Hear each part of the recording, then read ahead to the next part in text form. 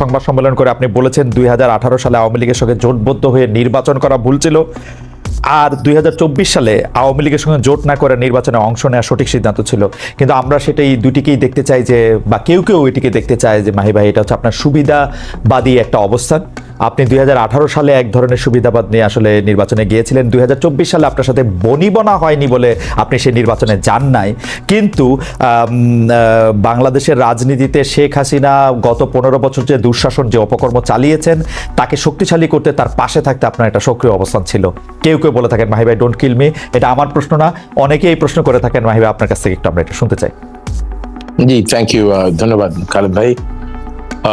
6 বছর পর আজকে পার্থর সাথে একই টক শোতে আসছি, সেটা একটা ভালো জিনিস। পার্থকেও অনেক অনেক অভিনন্দন জানাচ্ছি। এটা আসলে আমার একই উপলব্ধি যে আমি মনে করি যে মানুষ এটা 18 নির্বাচন নিয়ে মনে করে এবং 24 নির্বাচন নিয়ে মনে করার যথেষ্ট কারণ সাধারণ মানুষের মধ্যে আছে, এটা আমি জানি। মানে এই সরকারকে সক্রিয়ভাবে সমর্থন করার মতো কোনো উদ্যোগ আসলে আমাকে তো কেউ দেখে নাই। দেখে বললে অনেক কিছু আমি শুনি, বলে যে এমনও আমার কাছে উঠতেছে আপনি গত 16 বছর ধরে 17 বছর ধরে সরকারকে সহযোগিতা করে গিয়েছেন, এগুলো এখন অনেকে বলে। কারণ শেষ যেই ঘটনাটা ঘটে, শেষে যেই মানুষ যে সিদ্ধান্তগুলো নেয় সেগুলিকে আসলে মানুষ মনে রাখে। তো 18 নির্বাচনে যাওয়ার ব্যাপারে আমি বলিনি, তবে আওয়ামী লীগের সাথে জোটবদ্ধ নির্বাচনে যাওয়াটা আমার নিজের দলের আদর্শের সাথে এক ধরনের সমঝোতা করে দিয়ে আমি নির্বাচন গিয়েছি। সেটা একটা স্বার্থপরের মতো কাজ আমাদের ছিল, সেটাকে আমরা স্বীকার করেছি। এবং স্বার্থটা ছিল যে আমাদের নিজের অস্তিত্ব রক্ষার প্রশ্ন ছিল, অনেকগুলি বিষয় ছিল যেগুলো আমরা রাজনীতিতে আসলে অস্তিত্বের ভয় পেয়ে রাজনৈতিক নেতৃত্ব দেওয়া উচিত না, সেখানে আমাদের অবশ্যই একটা গ্রস মিস্টেক হয়েছে এবং সেটা আমি স্বীকার করেছি। আর 24 নির্বাচনটা একটু ব্যতিক্রম ধর্মী ছিল। 24 নির্বাচনে আওয়ামী লীগের সাথে আমার কোনো ধরনের বোঝাপড়া হয়নি, এটা মনে করার কি কারণ আছে আমি আসলে বলতে পারবো না। কারণ 24 নির্বাচনে 2-3-4 বছর আগের থেকে কিন্তু আওয়ামী লীগের সাথে আমাদের কোনো বোঝাপড়া ছিল না। 18 নির্বাচনের পর আমার কোনো অনানুষ্ঠানিক কোনো বৈঠক আওয়ামী লীগের সাথে সেভাবে আমাদের হয়নি। যেখানে কোনো ধরনের বোঝাপড়াই যেখানে ছিল না, সেখানে নির্বাচনে যাওয়ার সম্ভাবনা আসলে প্রথম থেকেই জানতাম যে পরবর্তী নির্বাচন এখানে আমরা করছি না, এই সিদ্ধান্ত আমাদের মধ্যে মোটামুটি ভাবে ছিল। আমাদের নির্বাচনে অংশগ্রহণ করার মূল কারণ ছিল আওয়ামী লীগ সরকারের সময় বিরোধী দলগুলোর জন্য রাজনীতি করাটা খুব কঠিন ছিল এবং আমাদের দল তো খুব বড় দল না, খুব ছোট দল। সেখানে 24 নির্বাচনের অংশগ্রহণ না করতে পারলে আমরা আমাদের রাজনৈতিক অবস্থান ব্যাখ্যা করতে পারবো না, এরকম একটা ধারণা আমাদের ছিল। এবং যেখানে আমরা কিন্তু নির্বাচনে প্রচারণার সময় কিন্তু আমাদের পুরো আমরা যে আবার we have come back to our own philosophy, সেটা প্রকাশ করবার জন্যই কিন্তু তখন নির্বাচন করেছি। আপনি দেখবেন যে নির্বাচনের বিষয়ে কিন্তু অনেক দলের সাথে আলোচনা হয়েছে। নির্বাচনের আগে আমার রাজনৈতিক বন্ধুদের সাথে আলোচনা হয়েছে এবং সবাই আমাকে তখন বলেছি, আমি প্রথম থেকেই বলেছি যে না, আমি আওয়ামী লীগের সাথে সমঝোতা নির্বাচন করবো না, তবে আমি নির্বাচন করবো, নির্বাচনটা না করলে আমি আমার রাজনৈতিক অবস্থার ব্যাখ্যা করতে পারবো না। সেই পদক্ষেপটুকু আমরা শুধুমাত্র 24 নির্বাচন নিয়েছিলাম। না মাহি ভাই, অনেকে এইটা বলে থাকেন যে 2018 সালে আওয়ামী লীগের শাসনের বিরুদ্ধে ভোটে দাঁড়ানোর জন্য মরহুম রাষ্ট্রপতি বদরুদ্দোজা চৌধুরীর নেতৃত্বে, বদরুদ্দোজা চৌধুরী এবং ডক্টর কামাল হোসেনের নেতৃত্বে একটা প্ল্যাটফর্ম করা, সেই প্ল্যাটফর্মের মধ্যে বিএনপি সহ অন্যান্য বিরোধী দলগুলিকে আমন্ত্রণ জানানো এবং সেটাকে সবগুলিকে একটা জায়গায় নিয়ে আসার ক্ষেত্রে একটা স্বপ্ন বা একটা বাস্তবতা তৈরি হয়েছিল। কিন্তু অনেকেই এটা বলে থাকেন যে আপনি একা সেই আন্দোলনটাকে ঠেকিয়ে দিয়েছেন, বদরুদ্দোজা চৌধুরীকে সেখানে যেতে দেননি, ডক্টর কামাল হোসেনকে আপনি সিঙ্গেল আউট করেছেন, যেটা আসলে ভবিষ্যতে বিএনপির জন্য অনেক ক্ষতিকর হয়েছে। এই ব্যাপারটা নিয়ে কি কোনো একটু কিছু বলবেন মাহি ভাই? মানে আবার এগুলো তো আসলে রাজনীতিতে এক এক ধরনের বিশ্লেষণ, এক এক ধরনের ব্যাখ্যা থাকবে, কিন্তু আমাকে ব্যাখ্যা দিতে হবে। এখানে আসলে ডক্টর কামাল হোসেনকে সিঙ্গেল আউট করা হয়নি, ডক্টর কামাল হোসেন মানে আমাদেরকে সিঙ্গেল আউট করেছে। আমরা শেষ দিনে যখন ঐক্যফ্রন্ট ঘোষণা হয়, সেই যে মিটিংটা দেওয়া হয়েছিল, সেই মিটিং এর সময় এবং স্থান আমাদেরকে আমন্ত্রণ জানানো হয়েছিল ডক্টর কামাল হোসেন সাহেবের বাসায়। আমরা কিন্তু সাবেক রাষ্ট্রপতি বিটুদি সাহেবকে সেখানে উপস্থিত হয়েছিলাম, কিন্তু সেখানে তিনি ওনার বাড়িতে ছিলেন না, বাড়ির দরজা বন্ধ ছিল। আমরা সেখানে অনেকক্ষণ অপেক্ষা করে বাসায় ফিরে এসেছি এবং সেদিনই বাসায় ফিরে আসতে আসতে আমরা শুনি যে ডক্টর কামাল হোসেনের অফিসে বসে তাদের চূড়ান্ত সিদ্ধান্ত হয়েছে এবং তারা ঐক্যফ্রন্টের ঘোষণা দিয়েছে। তাদের কামাল হোসেন সাহেবকে সিঙ্গেল আউট করার কোনো বিষয় ছিল না। আর দ্বিতীয় যদি বলেছেন যে আমি বাধা দিয়েছি বা আমি একক সিদ্ধান্ত নিয়েছি, এই বিষয়ে জনগণের এই ধরনের ধারণা থাকাটাও খুব স্বাভাবিক, কারণ আমি কিন্তু বিকল্পধারার মুখপাত্র। বিকল্পধারার যে কোনো সিদ্ধান্ত শেষ পর্যন্ত আমাকেই মুখপাত্র হিসেবে কথাগুলো বলতে হয়েছে, যার জন্য এই দোষটা আমার উপরই পড়েছে। এবং আমি আমার প্রেস কনফারেন্সে কিন্তু অন্য কোনো দিকে দোষ না দিয়ে যে ভুলগুলো হয়েছে সবগুলো সফলতার ভার সবার, কিন্তু ব্যর্থতার দায়গুলো আমি একাই গ্রহণ করেছি, কারণ দলের মুখপাত্র হিসেবে আমাকে সবসময় মিডিয়াকে ফেস করতে হচ্ছে, জনগণকে কথা বলতে হচ্ছে। Yes, I do agree. My ভাই, এই পর্যায়ে এটা আমার শেষ প্রশ্ন। আপনি বলেছেন যে আওয়ামী লীগ আমলে বিরোধী দলের রাজনীতি করা কঠিন ছিল। আপনি যেটা করেছেন বা বিকল্প ধারা যা করেছে, মানে আমি মরহুম রাষ্ট্রপতি জনাব চৌধুরীকে এর মধ্যে আনতে চাই না, আমি আপনাকেই বলতে চাই, আপনি যেটা করেছেন সেটাকে কি রাজনীতি বলা যায়? অনেকে মানে বাংলাদেশের ইতিহাসে যদি কেউ এটা দাবি করে যে এটা ষড়যন্ত্র, এটা লেজুর বৃত্তি, আপনি এটা কিভাবে মানে মানে জানি না ভাই ভাই, এটা আপনি কিভাবে বলবেন? মানে মানে যেটা আপনি করেছেন, আপনার দিয়ে আমাদের যে আশা সম্ভাবনা ছিল সেইটা কি, বা সম্ভাবনার আশার সম্ভাবনা যেভাবে বলি সেইটা আমি একটা কথা বলি, আমি আমার আপনার কাছে হয়তো আছে, বিচৌধুরী সাহেবের মৃত্যুর 3 সপ্তাহ আগে তিনি আমাদেরকে একটা 9 দফা নির্দেশনা দিয়েছেন, এবং সেখানে আপনি দেখবেন যে 3 নম্বরে দর্শনের জায়গা উনি স্পষ্টভাবে বলেছেন যে স্রষ্টা এবং সৃষ্টির সাথে সংযোগ স্থাপন, নির্ভয় সত্যানুসন্ধান এবং অহংকার থেকে মুক্তি। একে উল্টোভাবে বলি, প্রথমে অহংকার থেকে মুক্তি। অতএব আমি কিন্তু সম্পূর্ণভাবে অহংকার থেকে মুক্তি অর্জনের চেষ্টা করেছি দেখেই আমি স্পষ্টভাবে আপনাকে বলতে চাই যে আমি যে সিদ্ধান্ত গ্রহণ হয়েছে দলীয়ভাবে মুখপাত্র হিসেবে তার দায় দায়িত্ব আমি গ্রহণ করছি, এবং একইভাবে এটাও বলেছি যে এটাকে মানুষ আমাকে সুবিধাবাদী হিসেবে চিহ্নিত করেছে।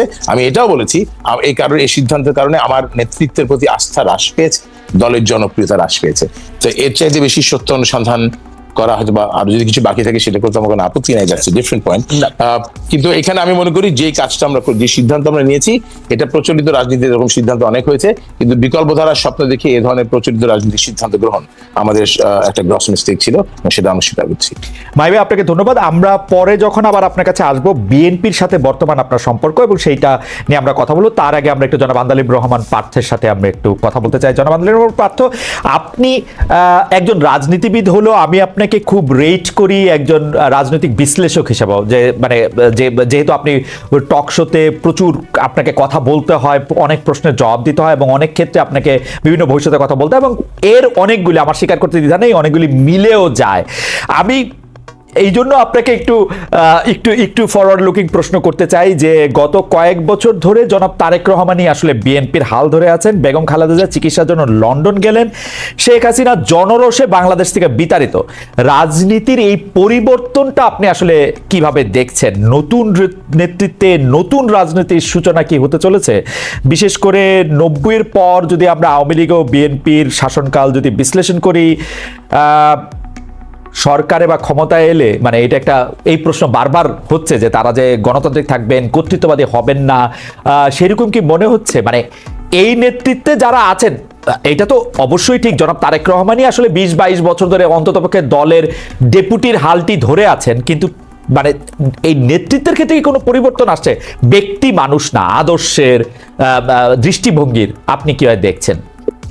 একটু আপনাকে ধন্যবাদ খালেদ, আপনি তো অনেক ওয়াইড একটা প্রশ্ন করেছেন আমাকে।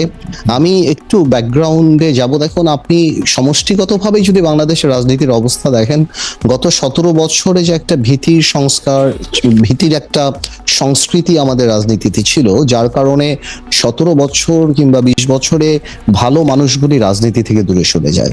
এই কারণে অফকোর্স একটা ভ্যাকুয়াম সৃষ্টি হয় রাজনীতিতে, কারণ 17 বছর আপনি জানেন যে কোনো রাজনীতি করতে গেলেই একটা গুম খুনের একটা ধারণা ছিল, বা মানুষ রাজনীতিবিদদের উপরে কেন জানি বলবো না, মানুষের যথেষ্ট রিজন ছিল রাজনীতিবিদদের থেকে দূরে সরে যাওয়া। এবং বলে না যে জোকাররা যখন পার্লামেন্টে যায় তখন জোকাররা মেম্বার অফ পার্লামেন্ট হয় না, পার্লামেন্টটা সার্কাস হয়ে যায়। গত 3টা বছর, তিনটা টার্ম অনেকটা এরকমই একটা অবস্থান ছিল। তো এই কারণে, আর তারেক রহমান সাহেবকে নিয়ে আপনি যে কথাটা বললেন, উনি গত 10, 12, 15 বছরে যেভাবে বিএনপিকে বিদেশে বসে যেভাবে নেতৃত্ব দিয়েছেন এবং নিচ থেকে ওপর পর্যন্ত, সত্যি কথা বলতে উনি আওয়ামী লীগের মাথা খারাপ করে দিয়েছেন। যে বাইরে থেকে সাংগঠনিকভাবে উনার যেই নেতৃত্ব ছিল, ন্যাচারালি বিএনপি ভাঙতে পারেনি, বিএনপি পথচ্যুত হয়নি বা অন্যদিকে যায়নি।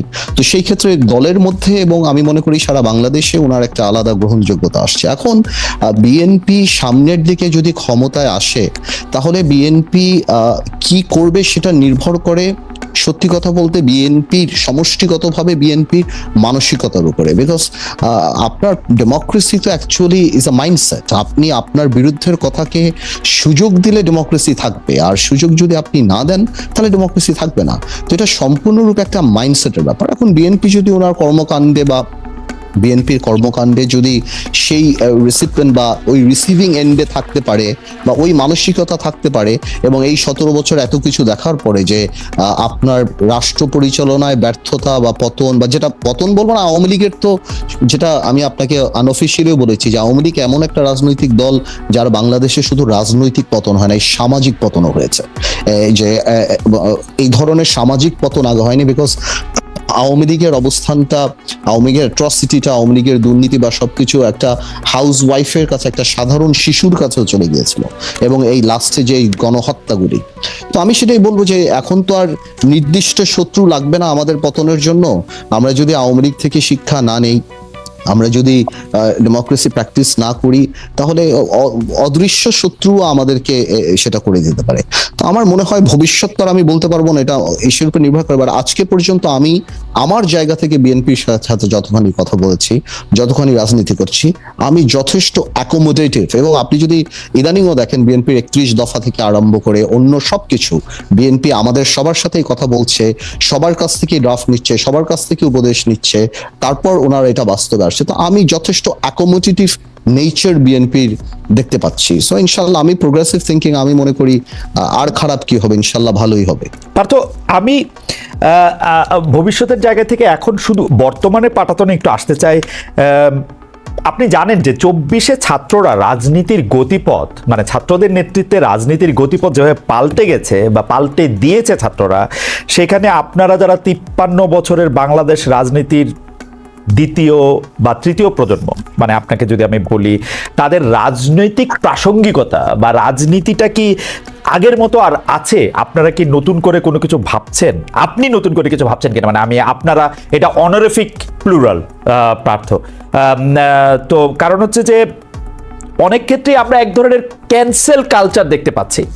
মনে হচ্ছে যে মনে হচ্ছে যে আগের কিছু জিনিস বাতিল করেই নতুনের জন্ম হচ্ছে। সেক্ষেত্রে আপনি নিজেকে কোথায় দেখতে পান ব্যারিস্টার পার্থ? খালেদ, আপনার কথাগুলি অনেকখানি ভেঙে গিয়েছে, বাট তারপরও আমি যতখানি ধরতে পেরেছি আপনার কথাগুলি, your voice is breaking down, so but আমি তারপরও যতখানি বুঝতে পারছি। আমি আবার বলবো, আপনি হ্যাঁ, আপনি একটু আরেকবার যদি বলেন। পার্থ, আমরা যেটি দেখতে পাচ্ছি সেটি হচ্ছে যে 24-এ ছাত্ররা রাজনীতির গতিপথ যেভাবে পাল্টে দিয়েছে বা তাদের নেতৃত্বে রাজনীতির গতিপথ যেভাবে পাল্টে গিয়েছে, সেই ক্ষেত্রে আপনি রাজনীতির দ্বিতীয় প্রজন্ম হিসাবে নিজের প্রাসঙ্গিকতা ধরে রাখতে আপনাকে কোনো পরিবর্তন আনতে হচ্ছে কিনা, আপনি আগের মতোই আছেন কিনা? বিশেষ করে আমরা দেখতে পাচ্ছি যে একটা ক্যান্সেল কালচার আমরা স্পষ্ট দেখতে পাচ্ছি, একে বাতিল করে দেয়, একে বাদ করে দেয়, একে ক্যান্সেল করে দেওয়া, এবং সেটা আবার খুব গর্ব করে বলা। আপনি সেটাকে কিভাবে দেখেন ব্যারিস্টার পার্থ? আমি যত ধরতে পেরেছি, বিকজ আপনার কথা ভেঙে যাচ্ছিল, বাট আমি একটা কথা বলি, ছাত্ররা রাজনৈতিক পথ পরিবর্তন করেনি, রাজনীতির কালচারও পরিবর্তন করেনি। ছাত্রদের নেতৃত্বে একটা বড় ফাউন্ডেশন যেটা আগে ছিল, সেটার উপরে ছাত্ররা নেতৃত্ব দিয়ে একটা সরকার, স্বৈরাচার সরকারকে পতন করিয়েছে। এইটা বাংলাদেশের রাজনৈতিক কালচারকে আপনি কোনোভাবেও কোনো কলমের খোঁচা দিয়ে পরিবর্তন করতে পারবেন না, কোনো আইন, কোনো সংস্কার করে পরিবর্তন করতে পারবেন না, যদি আমরা মানসিকভাবে বাংলাদেশের কালচারকে রাজনৈতিক কালচারকে পরিবর্তন না করতে চাই। আপনি যত সংস্কার করেন, যাই করেন, যারাই ক্ষমতা আসবে তারা যদি অ্যাবিউজ করতে চায়, ওনারা অ্যাবিউজ করবেন। আর মানসিকতায় যদি অ্যাবিউজ না থাকে, তাহলে এই অ্যাবিউজ হবে না। সুতরাং অনেকেই মনে করে হ্যাঁ, সংস্কারকে আমরা ওয়েলকাম জানিয়েছি, এখনো জানাই। আর আপনি যদি আমাদের কথা বলার চেষ্টা করেন, আমাদের রাজনৈতিক মোটো বা আমার বাংলাদেশ জাতীয় পার্টি বিজেপিতে আমি যেই দলের চেয়ারম্যান, আমাদের মোটোটা সম্পূর্ণ ডিফারেন্ট। আমি আমার জায়গা থেকে, আমার স্বল্প পরিসরে যেখানে আমি কাজ করি, আমি এই জিনিসটাই উপলব্ধি করতে পেরেছি যে ভালো ভালো রাজনীতি আনতে হলে ভালো রাজনৈতিক মানুষের রাজনীতিতে আসতে হবে, এছাড়া আর কোনো ওয়ে নাই। সুতরাং আমরা ওই ক্যাম্পেইনই করছি, যার কারণে আমরা ঢাকা বলেন বাইরে বলেন আমরা সমাজে সেই গ্রহণযোগ্য মানুষগুলিকে রাজনীতিতে আনার চেষ্টা করছি, যাতে আমরা আমাদের মানসিকতায় we can accommodate more intelligent and more political people than us. এটা যদি হয়, এই মানসিকতা থাকলেই আপনি বাংলাদেশকে পরিবর্তন করতে পারবেন। আদারওয়াইজ কোনো আইন করে কোনো সংস্কার করে এগুলি লোক দেখানো হবে এবং এগুলি টিকবে না।